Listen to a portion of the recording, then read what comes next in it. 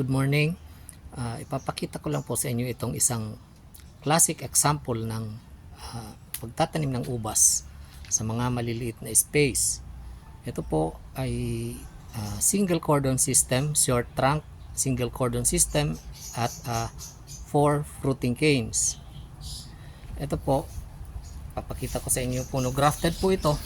Ayan yung kanyang puno. Ito, dito siya nakagraft. And then yan yung cordon, pinaikot lang po ito dito sa kanyang ginawang maliit na trellis.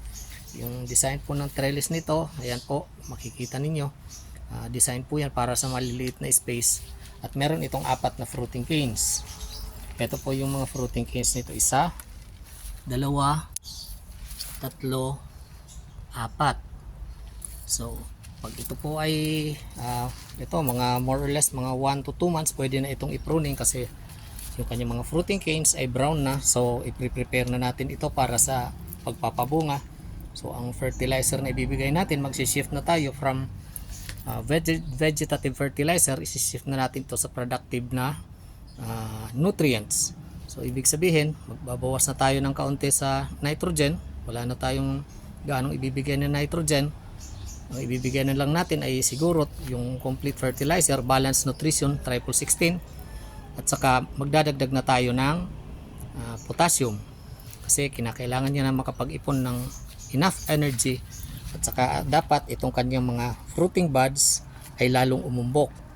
Ayan, start na sila maging may layman's term nito na start na magbuntis.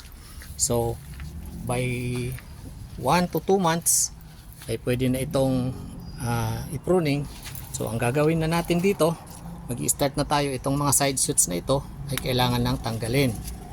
Ayan. Kasi itong side shoots na ito, magko-consume ito ng energy at yung puno ay hindi gaano makakapag-ipon ng kanyang mga energy. So itong side shoot, ito na ang panahon para tanggalin natin itong maliliit na side shoots na ito. Ang ititira po natin na side shoot ay itong nandito sa taas. Kasi pag inubos natin ang side shoot, magbabad break na sila.